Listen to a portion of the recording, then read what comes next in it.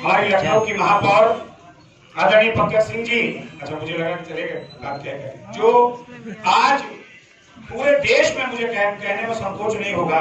कि आज भी युवाओं के दिलों की धड़कन के रूप में पंकज सिंह जी को देखा जाता है। और वास्तव में जहां पंकज सिंह जी खड़े हो जाएं, लगता है कि राजनाथ सिंह जी का प्रतिरूप वहां पर दिखा। बिल्कुल ऐसे पंकज सिंह जी और मंच पर बैठे तमाम सभी वो साथी,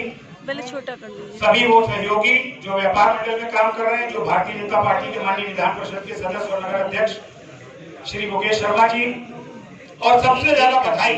पूरे लखनऊ और उत्तर प्रदेश की तरफ से आदरणीय देवेश रस्तोगी जी को, जिनको उत्तर प्रदेश में सदस्य के रूप में राष्ट्रीय व्यापारी कल्याण बोर्ड के प्रधान। मेरे मित्रों, सबसे पहले मैं आपके जो आपने किया पिछले 20, 25, 30 वर्षों में, दोनों हाथ जोड़कर व्यापारी समाज का अभिनंदन और वंदन करता हूं कि आपने जो काम 60 साल तक कांग्रेस की सरकार में नहीं हो पाया, जो उत्तर प्रदेश में किसी सरकार ने नहीं किया, आपका धन्यवाद और भारतीय जनता पार्टी का धन्यवाद। आजादी के 75 साल के बाद पहली बार देश में राष्ट्रीय व्यापारी कल्याण बोर्ड का गठन किया गया। इसके लिए बधाई, इसके लिए शुभकामनाएं और इसके लिए बहुत बहुत साधुवाद आपको, भारतीय जनता पार्टी। और दूसरी बड़ी बधाई उत्तर प्रदेश वालों, यहाँ पर माननीय वित्त मंत्री जी, माननीय उप मुख्यमंत्री जी बैठे। पिछले कई वर्षों में, यहाँ तक कि मैं पिछली सरकारों में मंत्री रहा, तब भी कोशिश करके हार गए, लेकिन जैसे राष्ट्रीय व्यापारी कल्याण दिवस देश में घोषित हुआ,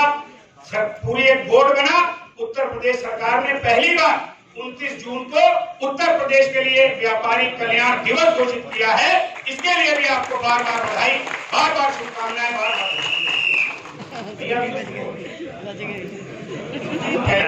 यहाँ वैसे भी सिटी में जाना मना है, मुख्यमंत्री जी और सब बड़े लोग बैठे हैं सिटी में। जी बस मैं सबका अभिनंदन स्वागत करते हुए 3 विषयों पर ध्यान माननीय उप मुख्यमंत्री जी का, माननीय पंकज सिंह जी का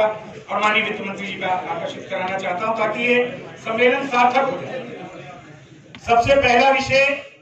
जो इस समय उत्तर प्रदेश की राजधानी लखनऊ में सीलिंग का विषय, मेरा अनुरोध है माननीय उप मुख्यमंत्री जी, माननीय वित्त मंत्री जी, कि सीलिंग के लिए भू उपयोग का जो कानून, भू परिवर्तन का जो कानून पूर्व में हम लोग ला चुके हैं, उसको एक बार फिर से प्रयास करके लाया जाए। हम सब कुछ कॉमर्शियल दे रहे हैं, सब टैक्स कॉमर्शियल दे रहे हैं, जीएसटी दे रहे हैं, इनकम टैक्स दे रहे हैं, बिजली कॉमर्शियल दे रहे हैं, तो हमारा जो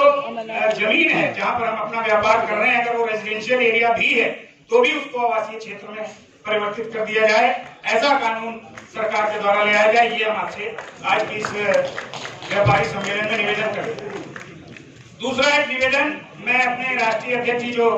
आदरणीय सुनील सिंह जी से करना चाहता हूं कि हम लोगों ने इस बोर्ड का गठन करके देखा और निश्चित रूप से पूरे देश में व्यापारी इससे लाभान्वित होगा, लेकिन एक जीएसटी का जो विषय है, इनपुट टैक्स क्रेडिट को लेकर के व्यापारी बहुत परेशान है जी। उसको लेकर के अगर व्यापारी ने इनपुट टैक्स क्रेडिट के लिए अप्लाई किया और जो जिस पार्टी से उसने माल जिसको बेचा उसने अगर नहीं जमा किया, तो उसका दोषी उस व्यापारी को न माना जाए जिसने इनपुट टैक्स क्रेडिट के लिए अप्लाई किया और टैक्स सरकार को जमा।